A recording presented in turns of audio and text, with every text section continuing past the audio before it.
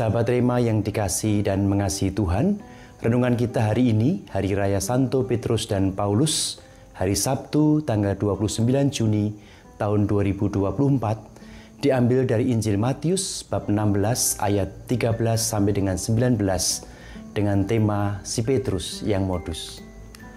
Saudara-saudariku yang dikasihi dan mengasihi Tuhan, pada salah satu malam final pemilihan Putri Indonesia, seorang juri mengajukan sebuah pertanyaan yang sangat menarik. Apakah Anda setuju sahabat sejati itu ibarat bayangan? Seorang finalis menjawab tidak setuju terhadap pertanyaan tersebut dengan alasan bayangan itu hanya hadir tatkala ada cahaya saja. Sedangkan saat kegelapan datang, bayangan itu pergi meninggalkannya.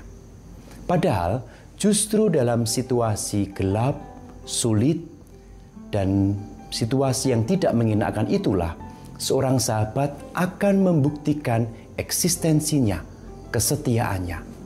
Sahabat sejati adalah mereka yang tetap hadir untuk sahabatnya kapanpun dan dimanapun, terutama di saat-saat sulit melanda.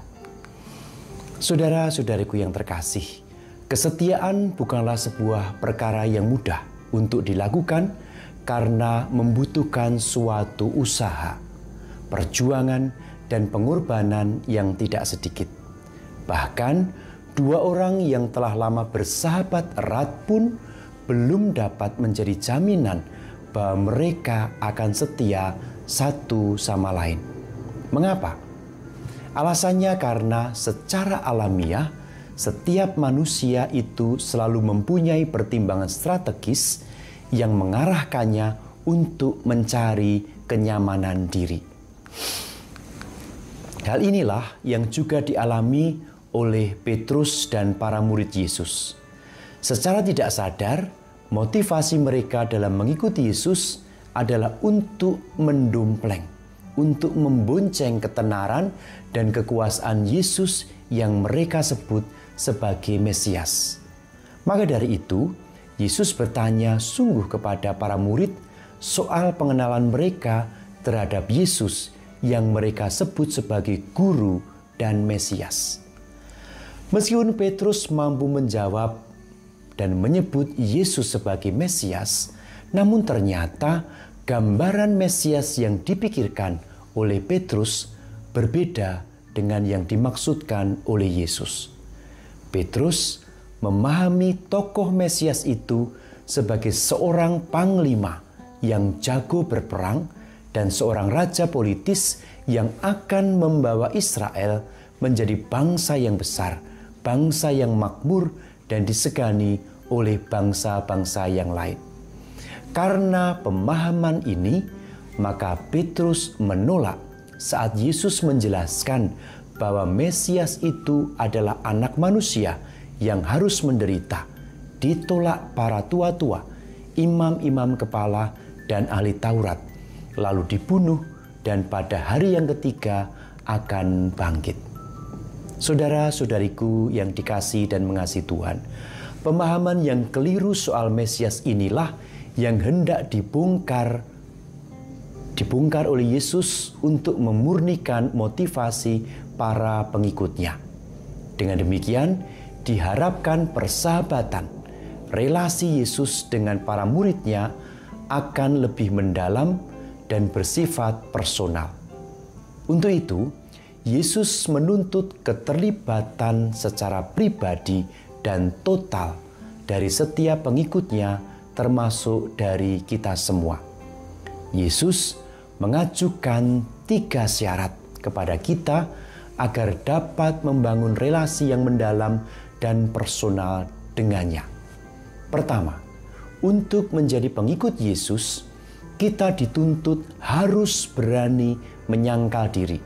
Maksudnya, setiap pengikut Kristus harus berani menomorduakan keinginan pribadi, egonya, dan tidak menjadikan harta duniawi sebagai satu-satunya jaminan kebahagiaan hidup. Yang kedua, sebagai murid Yesus kita harus berani memanggul salib. Artinya kita harus mau berjuang, mampu menerima kesulitan dan penderitaan hidup sebagai jalan pemurnian menuju keselamatan dan kebahagiaan. Di sini, penderitaan hidup diberi arti baru oleh Yesus. Penderitaan bukan dipandang sebagai kutukan, melainkan sebagai kesempatan untuk membuat manusia lebih seimbang dan lebih realistis. Sedangkan syarat yang ketiga, sebagai seorang pengikut Yesus, kita harus mengikuti Yesus secara personal. Artinya, menjadi pengikut Kristus bukan karena ikut-ikutan orang, melainkan karena sudah menjadi keyakinanku pribadi yang mantap sehingga tidak mudah diombang-ambingkan oleh godaan-godaan dan tawaran-tawaran duniawi yang menyesatkan. Saudara-saudara terkasih, semoga melalui pewartaan sabda Tuhan hari ini kita disadarkan bahwa menjadi pengikut Kristus itu tidak hanya ingin enaknya saja. Kita juga dituntut untuk berani menyangkal diri, berani memanggul salib dan mengikuti Dia. Sebab justru dalam kelemahan dan penderitaan, rahmat Tuhan menjadi semakin nyata bekerja dalam hidup kita. Semoga Allah memberkati seluruh keluarga kita dalam nama Bapa dan Putera dan Roh Kudus. Amin. Keluarga kudus, doakanlah kami.